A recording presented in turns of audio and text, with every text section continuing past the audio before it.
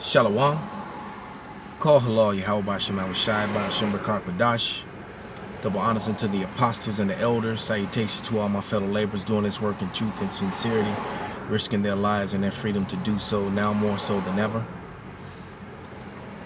To the scattered elect around the four corners of the earth that be like unto the speckled bird mixed in with the heathens. To the aquat that are listening and learning, to you I say shalom.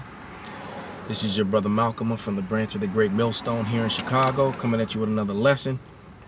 I was working and the app froze and I can't work. I can't unfreeze it. So just decided it was time to do the work, feed the sheep, do the work of Yahweh Bashan Shai. And just a quick lesson about lies and deceit, man. A lot of precepts in Psalms here, I'll tell you. Because I just looked up the word deceit and deceitful, and you know, a bunch of precepts came up, and I'm gonna bring them out. But matter of fact, let's open with a scripture. Let me go to Proverbs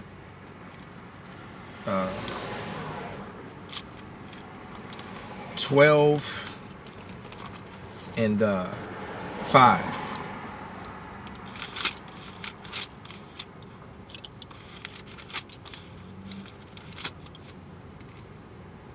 And it reads, "The thoughts of the righteous are right, but the counsels of the wicked are deceit." And their counsels are deceit. Everything about them, man. Right? It's just all deceit, you know, about the wicked. And we know that the wicked, you know, those E's, man, the nation of E. You know, they're wicked in every way, form, or fashion, man. No matter what angle you come at them, it's just always going to be lies, deceit, and wickedness, man. All right. I'll give you an example. I was listening to the news, you know, on 3 different news stations. First news station was I was listening to WBZ in Chicago, NPR, and WBBM, and just listening to the opposing arguments or stories about the same subject matters and how they were totally different, man. So Esau is completely and totally divided, man. All right.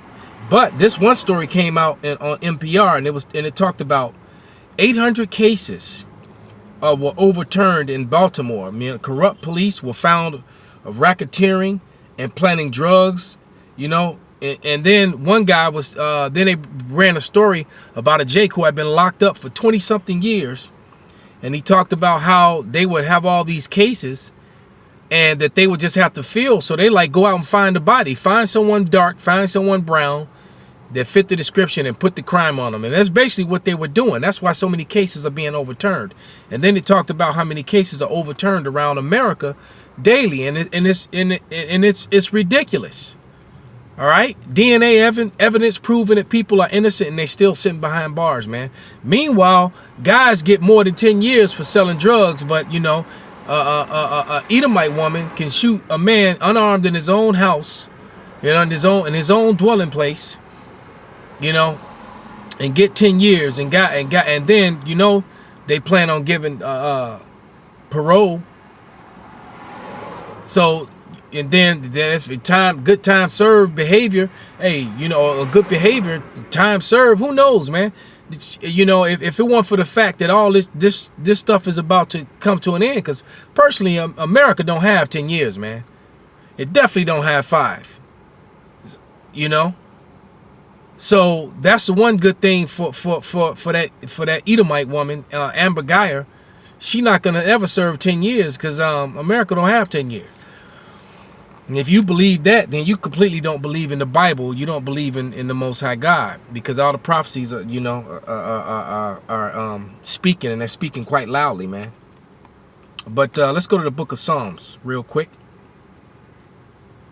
You know, because all those lies, locking people up, and cases being overturned because evidence proved that they were innocent. You sit on evidence and hide evidence. But you still got jakes that want to hug and love on their enemies and look for a remedy in a place that has no remedy, man. All right, they don't give you a remedy. This is Psalms 52 and it reads, The tongue deviseth mischiefs, like a sharp razor working deceitfully. All right? Thou lovest evil more than good, and lying rather than to speak righteousness. Selah. Thou lovest all devouring words, O thou deceitful tongue. So, this is all. I mean, this can be applied to many different wickedness, even these wicked jakes who want to follow Esau's false fake plantation, colonialized plantation Christianity, which has nothing to do with the Bible. The Bible's about law, statutes, and commandments, redemption for the Lord's people, and revenge for the Lord's people, and then the rulership over all mankind of the Lord and his people. Point blank, period. The Bible's like a really good movie, man. When you watch the heroes go down, get subjugated, and then rise up and get revenge on them that tormented and put them in slavery. And that's how it's going to play out in real life, man. Because the scriptures clearly say the saints of the Most High shall take the kingdom, man. All right. So let's go to some more stuff I saw on the news, man. All right. So you got WBBM reporting how the job reports that everything's good and all these many jobs and blah, blah, blah, knowing. All right. And this goes to show you how stupid Americans are, man. Once you stop looking for work. All right. They refer to it as being out of the job market. There's a term that they use, and I'm trying to remember the term now. I can't remember it, but there's a term that they use, which basically it doesn't say that you're unemployed. It puts you in another category. All right. So the unemployment rate, the real unemployment rate, is probably around 35-40%. Real talk. And they'll tell you it's just this many jobs being created. But the truth of the matter is, you still in the middle of a retail apocalypse. You didn't have what, about 12 or 15,000 stores closed in the last couple years. And so you do the math, man. And we're talking about big major department stores that had chains, that had thousands of workers, man. So with 15,000 stores closed, mom and pop shops, and huge retail outlets as well, that put thousands of people out of work, man. I think, what is it? America has about, what, I'm trying to remember. America was about 360 million people here. All right, and a third of America is out of work, or unemployed, or underemployed. That's a recipe for disaster, man. So how you gonna say that? And say that there's good jobs, when yet America's in the middle of a retail apocalypse. And then it also talked about how consumer spending is down this quarter and the last quarter, but yet they're saying that the market is good, man. All lies and deceit, man. Let's go to Psalms 55 and 23. And it reads, "But thou, O power, shalt bring them down into the pit of destruction.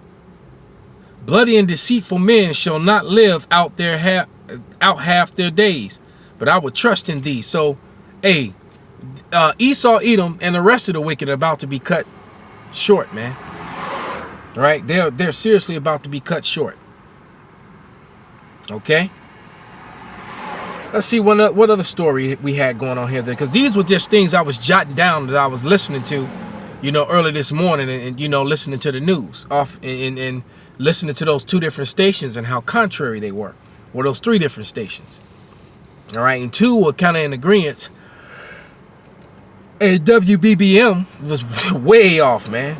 All right. But also here in Chicago, and it's funny that I had this conversation with a rider, with a passenger yesterday, and they were talking about this on the news, on how, I was talking about how the aldermen have way too much power and they're crooked. You got aldermen that just seem like they have more power than the mayor here, man. Especially the aldermen of some of these well-to-do neighborhoods, kind of like the one that I'm in now, man. All right. And I'm gonna tell you, man, that alderman in Hyde Park, boy, he's straight gangster. Because it's about 5 or 6 neighborhoods that he's taking taxes from. Because Hyde Park is looking real good these days, man.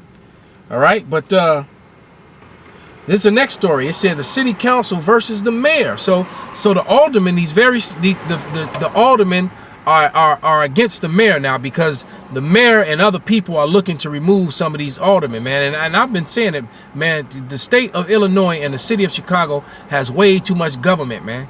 That's why the money disappears and never gets, and always getting funneled into some side account, into somebody's pocket, and never going to where it's supposed to be, man. All right, let's grab another scripture in Psalms. Because these people get on TV and smile in your face, you know, and lie. Horrendously lie. This is Psalms 109.